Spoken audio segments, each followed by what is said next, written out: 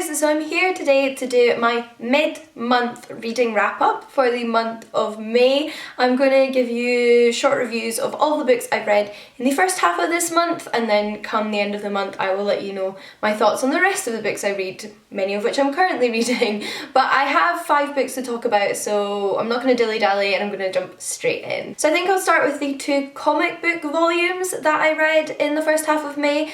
First up was Snot Girl Volume 2. This is a thriller comic book series which I'm really enjoying. It's really outlandish and weird, but I like it. It works for me. It's about a character called Lottie who is a social media influencer. She's a famous fashion blogger, and she ends up making friends with another social media fashion influencer, but then strange things start happening and there's something weird about this other girl, and Lottie thinks she's incredibly cool and wants to be like her, but at the same time, like I mentioned, there's something a bit dark and weird going on there. So it's about her kind of like idealization of her, it's about her anxieties, about going out in public because she has really bad allergies and she doesn't want people to see her covered in snot because it would affect her image, and she's also recently gone through a breakup, and there's somebody who might be stalking her in the background of all of this, and we get the answers to some of the mysteries and the build up to some other mysteries in volume 1, and then then in volume 2 that continues. I think like that dynamic between Lottie and this other social influencer like sort of grows in like disturbing unhealthiness, and the mysteries surrounding her grow and develop, and you don't really know what's going on or what this girl's up to or how much we do or don't know. And I really enjoy it. I also think the artwork is fantastic. I'm really into the art style that's used for this comic book series. It is just really weird, and it's probably not everybody's cup of tea, but I just really like it because I think it's quite tongue-in-cheek as well as being quite mysterious as a thriller. So I like that kind of like black humour and kind of like self-awareness that it's got, but then also at the same time I think like Lottie's anxieties and social pressures that she feels are quite relatable, so I enjoy all of those aspects about it. I then read Paper Girls Volume 4. So this is a science fiction comic book series where we follow a group of paper girls, so like paper delivery girls in the 1980s, when they're on their route delivering papers to the street and something happens, something science fiction happens. And the series contains like robot-like creatures, time travel, science fiction disasters, and other alternative time periods, just everything you would expect from a kind of like science fiction series which is set on Earth but has like quite a space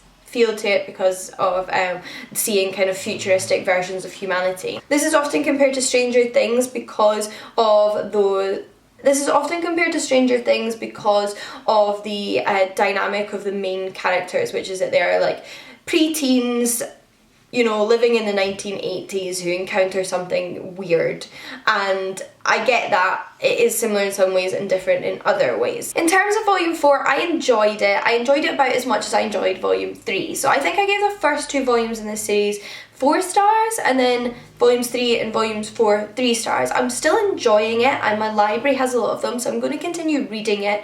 But at the same time, it's not like my die-hard favourite comic book series. I think maybe because there's just a lot of unanswered questions at this point, and I think I need more of a punchline, which I think I'll get in sort of volumes 5 or 6 if I continue reading, so I'm definitely interested enough to keep doing that. I like the art. I don't love the art, but I like it. It certainly does the job. I don't read it for the art though. I do, however, like the dynamics of the 4 sort of pre-teens that are originally from the 1980s. This is a graphic novel that follows predominantly children protagonists, but it feels quite adult in its demographic, and at the same time I kind of liked that there's this sassy, like realistic, grittier side to these preteens, and also because they're at a certain age, one of them is becoming more accustomed to her sexuality and the fact that she's not straight, and coming out to her friends and then reacting differently to that, and them having different family backgrounds and how that's impacted them. So like, it doesn't shy away from those more serious side of their lives. It's not like a whimsical, light-hearted science fiction series, and I really, really enjoy that. But moving on to the novels I read in the first half of this month, the first one I have to talk about to you is Strange Practice, which is the first in the Greta Helsing novels series by Vivian Shaw.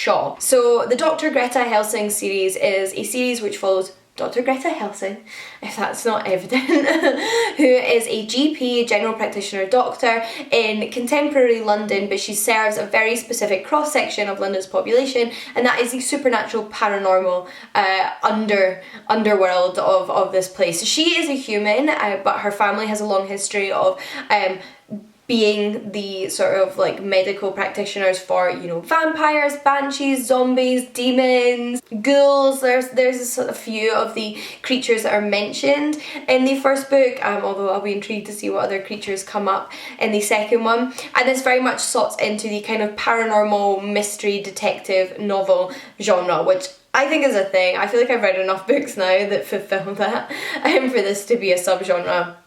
So it is a mystery. There are a group of serial killers conducting what are supposedly religious, you know, cleansing murders throughout the town of London, and Greta Helsing and her patients become under threat from these serial killers.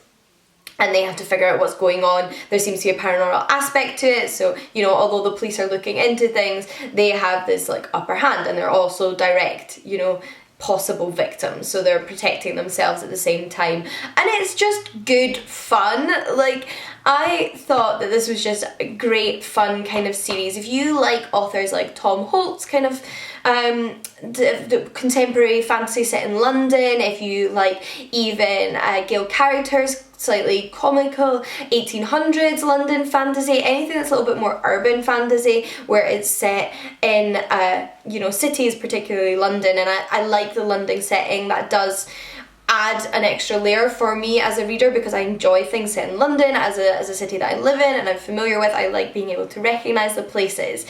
So I really like that. But I think if you generally like books set in London or similar kind of settings with a kind of paranormal aspect and a mystery plotline, then this ticks all those boxes. It is just good fun. It's also kind of dark. It doesn't shy away from the more like gruesome, gory side of what's going on, and some of the ritualistic aspects of our serial killers' plots. They're dark. They do, like, it doesn't shy away from that darkness, but there's also characters that you might recognise. So some of the vampires in Dr. Helsing's treatment, you might also be able to guess that Dr. Helsing is a descendant of the Van Helsing family, who were originally vampire hunters. We also have Varney the Vampire from James Malcolm Reimer's novel, which I've tried to read in the past but never finished. However, it was nice to see him crop up in these books, and I just enjoyed it, and it's definitely a series I'm going to continue on with. But I then read a YA thriller. So I read To Can Keep a Secret by Karen M. McManus, the author of One of Us is Lying, which is one of my favourite thrillers. I just thought it was, you know, the perfect thriller for me. I particularly enjoy young adult thrillers. So I was really excited to read this new book by her, and I borrowed it from the library, and I'm really glad that I did, because it, you know, lived up to my expectations based on her previous novel. Although every time I hear that title, I want to sing the theme tune to Pretty Little Liars, you know, Two Can Keep a Secret if one of them is dead. I'm sure many of you know what I mean. Although I wasn't even a big Pretty Little Liars fan, the theme tune is still stuck in there. So that's what I think when I hear this title, but the book itself is quite different, apart from it also being a kind of young adult thriller. We followed two narrative perspectives.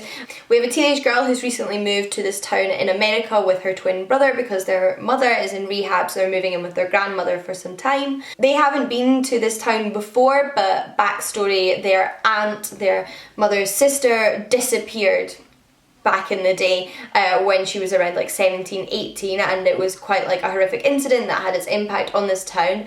Then 5 years before our protagonist arrives in this town, another girl goes missing and then turns up murdered, who is a sort of homecoming queen. And now that they're back in this town, the threatening messages start to appear, and it seems like whoever made her aunt vanish and this other young girl die is back at it, or at least somebody pretending to be them, threatening potential homecoming queens and popular girls in this town. We then also have a male protagonist who is the younger brother of the suspect in the 5 years ago murder case. He wasn't convicted, but he was the boyfriend of the girl who got murdered, so everyone suspected he did it, and because of that there's a lot of stigma surrounding his family, and we follow those two characters' perspectives. We flip backwards and forwards between them as they're kind of drawn into each other's lives, that they're curious about what actually happened in their respective families', you know, tragedies.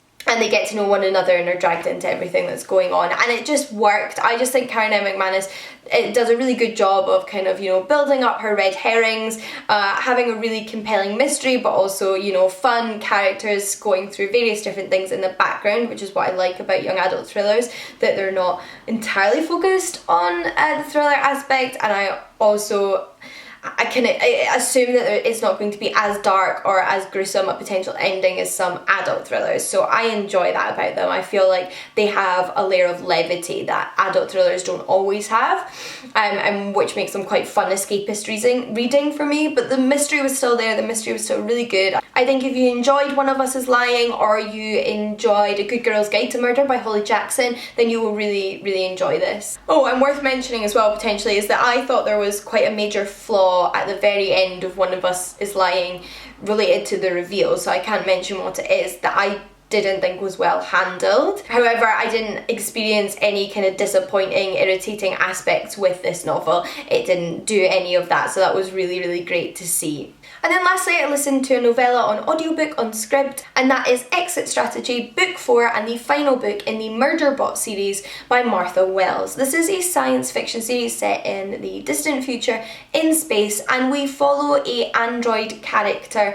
who calls themselves Murderbot. Nobody else refers to them as Murderbot. That's just what they call themselves in their head, because a while back they hacked their governor module, meaning that they are now like independent and not controlled by the body that rents him out as a service bot. Generally speaking, they serve as security on space missions, and even after they've hacked their governor module, they continue to fulfill this role, although, you know, independently. And this is something that they don't want to reveal to humans because they would get, you know, like taken apart and used as like parts. One of my favourite things about this series, and it's so true of the final one as much as any of the other 3 novellas, is the relatability of this android character. Seriously, they may not be a human, but they're honestly one of the most relatable characters in literature for me. I find that they are very introverted, they have a lot of social anxieties, and they feel really uncomfortable with humans or with eye contact,